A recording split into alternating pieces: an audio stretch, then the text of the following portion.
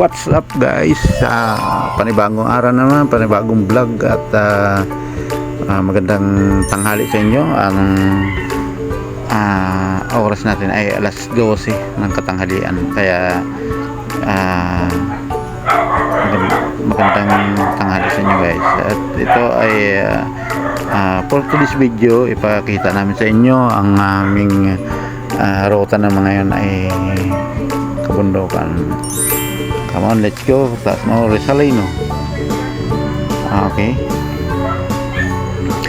Ito guys ay kahabaan na naman ng papunta ng Quarry, no? Galing kami ng Pantay Road. Ang lugar na ito guys ay mga maliliit lamang na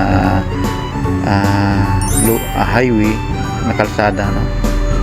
Kaya dalawa lang sasakyan ang nagsusulubungan rito, mga maliliit lang. Ito ay shortcut papunta ng Aboyod, no? Na lugar. Kaya pag galing kayo ng Talaga at ang punta nyo ay Aboyod, ay dito ang mabilis, no? At doon lang guys sa bandang ilog ay may mataas lang, matarik na paahon. Kaya doon ang medyo may kahirapan. Pero pag nag-shortcut kayo dito, napakabilis lang. Okay, salamat guys sa inyong pagsuporta, no? 1.4k na tayo at labis namin pinapasalamatan ang inyong pagsuporta sa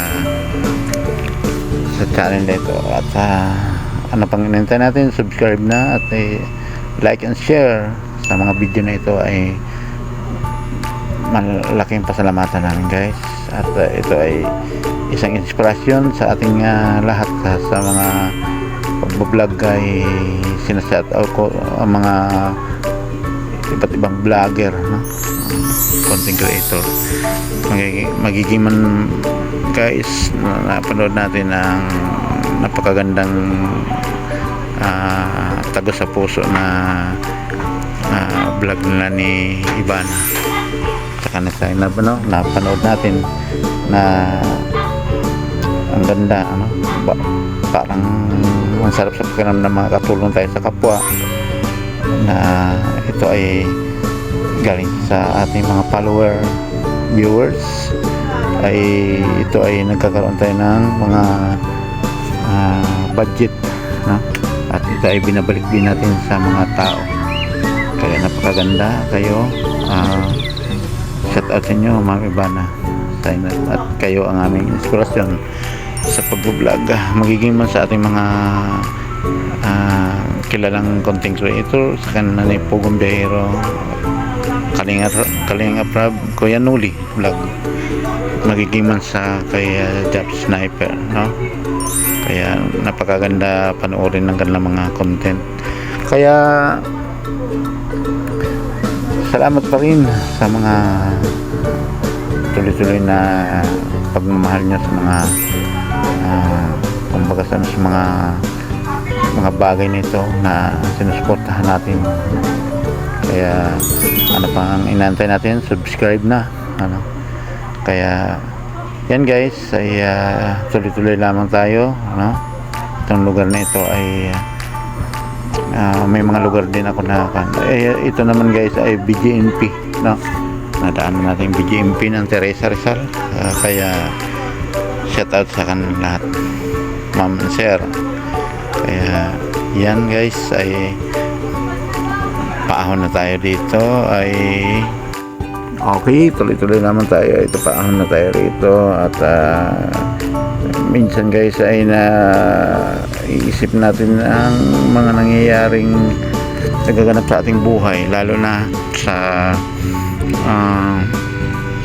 kailangan ng diskarte, sa sipag-itsaga sa mga trabaho nito. At doon natin kinukuha ang mga pambaon, ay lalo na pag nagkasabay-sabay mga bayad sa kuryente, tubig, no? Kaya yan ang araw-araw ay pinupursige natin na kumita tayo. Kaya lalo na pag may mga hulugan pa tayo, yan ang mahirap guys. Kaya ito ay isang mga bagay-bagay na kailangan natin post na marami tayong mga customer na ayan ay medyo maganda-ganda ating kita. Ayan, tuloy-tuloy at nakikita natin ang mga view sa lugar nito ay maganda, no?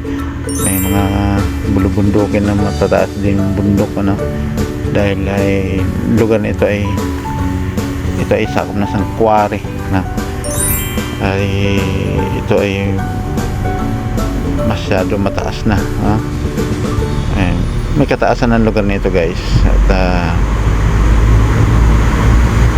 ayan, makikita natin sa kabila yung mga bundok na kinukunan ng mga ginagawang tiles, no? Ayan ang mga ginagawang tiles. Sa dito sa lugar na ito ay mayroong mga tinatawag na pabrika, paggawaan. Kaya yan, guys, ay sa lugar na ito ay marami kaming customer na dinideliveran din sa bandang dulo. Kaya ayan na, karating na tayo dito sa Bukana, no? At dito, guys, ang lugar na ito ay simentado pa. Paglagpas natin ay rough road na rin yung lugar na yon. Ay medyo hirap pa ang aming sasakyan, kaya yan ay tuloy-tuloy lamang tayo, no? Stop over muna kami dito dahil ay meron, nakaligtaan ako na isang tindahan, no? Babalikan natin. Ayan, ay okay, mag-aalok tayo dito.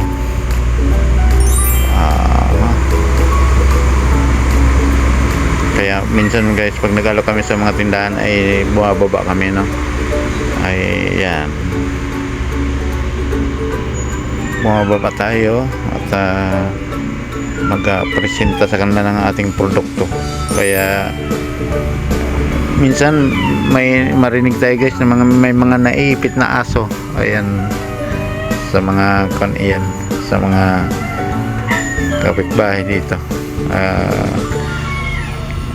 o kaya kalapit. Okay, ay andito na tayo sa bandang dulo, guys. Ang kasunod, guys, ay rough road na, ano? At ito ay maputik sa dala ng ulan. Kaninang umaga ay umulan. Ayan, rough road na ito, guys, ang daanan na to. At dito ay stop over muna tayo. Mag-aalok tayo sa ating customer. At ayan, ay tapos din tayo. Tuloy-tuloy pa rin tayo. Bandang dulo ay yun, guys, ay masyado na matarik sa lugar na ito. At pagpasya na namin sa bandang unahan ay bumalik na. Okay, ayan,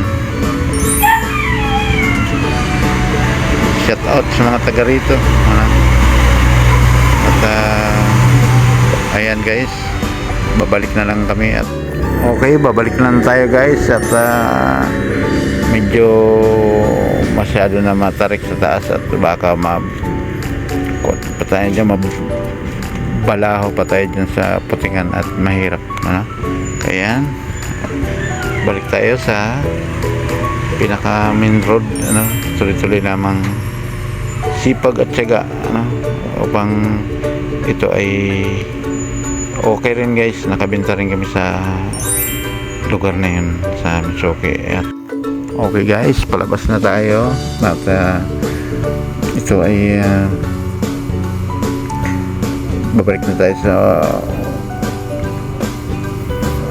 okay na kalsada, no? Ay ito, matinding lubak dito minsan na nararanasan, pero okay lang dahil malakas ang ating motor na gamit. Naalala ko, mga gamit namin dati ay D3 125 lang, ay hindi kinakaya yung mga ganitong karga, karami at malaking sidecar. Pero ngayon, guys, yung high-tech na ngayon ng gamit at medyo malakas na mga voltahe, no? Kaya ayan na, ay dito na tayo sa highway at nakaramdam tayo ulit ng maayos.